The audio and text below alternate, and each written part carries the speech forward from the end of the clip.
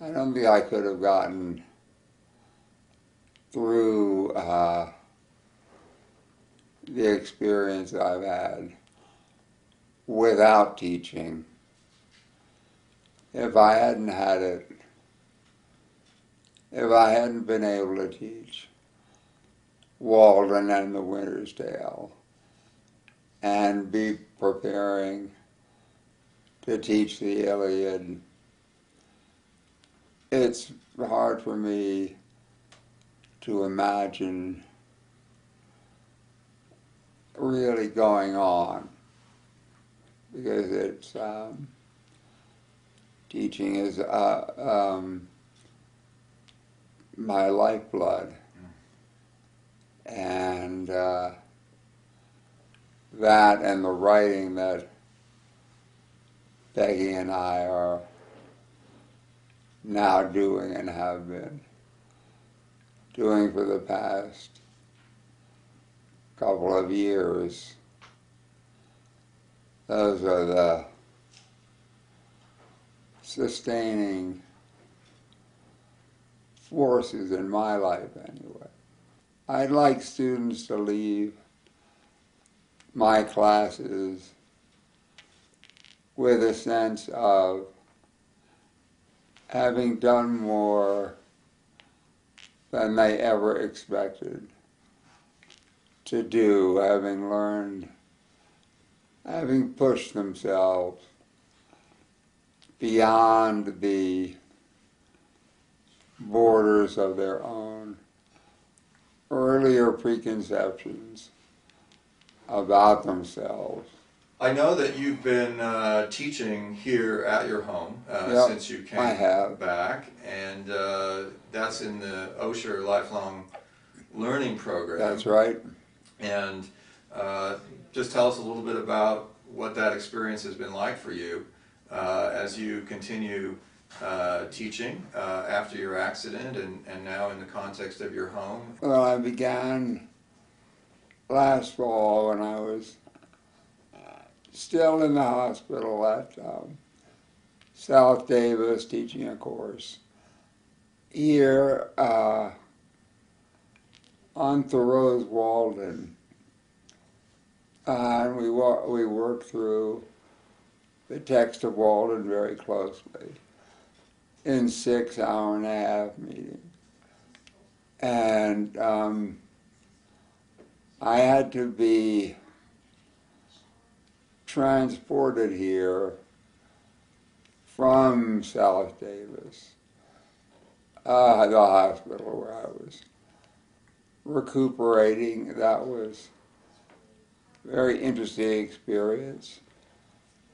The course was interrupted by a bout of pneumonia, which made me have to delay the end of the course by a week or so. We went slowly through the book and paid as close attention as we possibly could to Thoreau's language and the structure of Walden and his audience, and but mostly it was a course in close reading of a text that has always meant a great deal to me. About your approach to teaching, and as intensely intellectual as that approach is, it's not narrowly intellectual, and you consider your students in a very holistic way. How did you come to approach teaching in that holistic way? Well, it wasn't an intellectual. I didn't come to do it. That's the way I am. I don't see teaching as an activity separated from my students' lives, and I wouldn't call it an approach. People ask me what my approach to teaching is. I am utterly disarmed. I don't have an answer to that. You'd have to visit a class and watch it. I had two great teachers in my life.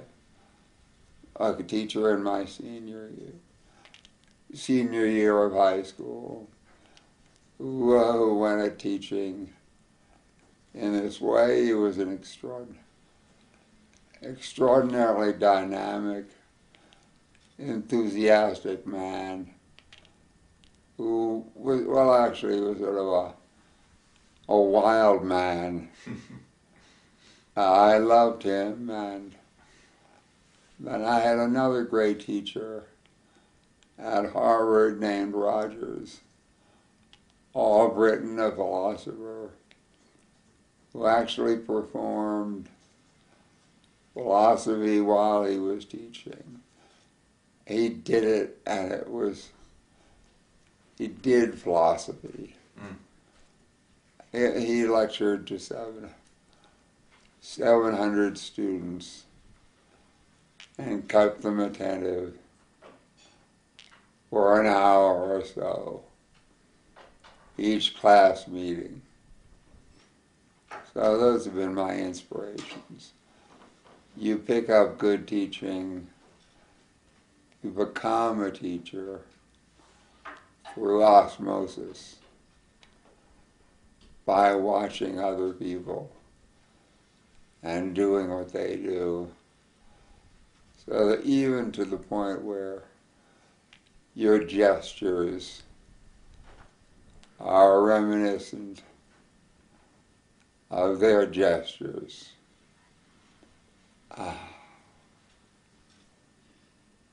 So, approach is not the right word for me. Right. I don't approach teaching from any particular direction. It's just the way teaching is for me. You mentioned the prophetic, and I know that one thing that I have learned from you is to be attentive to the prophetic or the visionary in literature and in our political and cultural life. Okay. And I wondered if you could just reflect on the prophetic in your own experience as a teacher, as a reader, and as a citizen. Wow. Mark, don't ask me these Okay, I won't. huge questions. I won't.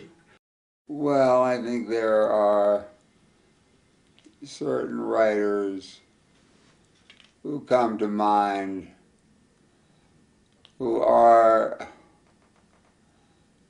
prophetic in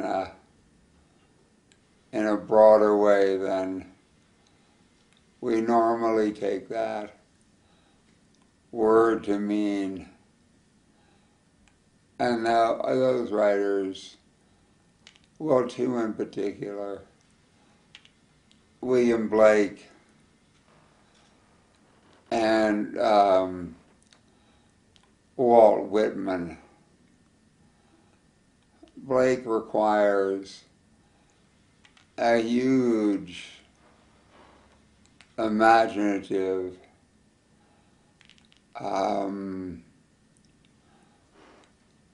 way of seeing the world. I just thought the final scene of The Winter's Tale by Shakespeare, and at the very end of the play, a crucial character, significantly named Paulina, asks her audience on the stage, and by implication, the audience in the theater, that in order to believe what they are about to see, or in order to make what they're about to see that is a statue come alive, or what appears to be a statue, they must awake their faith. Well, it seems to me that that class experience this year embodied that awakening. What was happening right here in this room?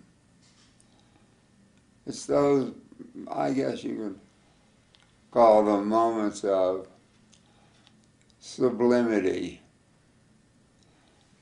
which you hope for in any class, that happen rarely, but still they're there and they're available. And you teach a whole class in order to get to a moment like that.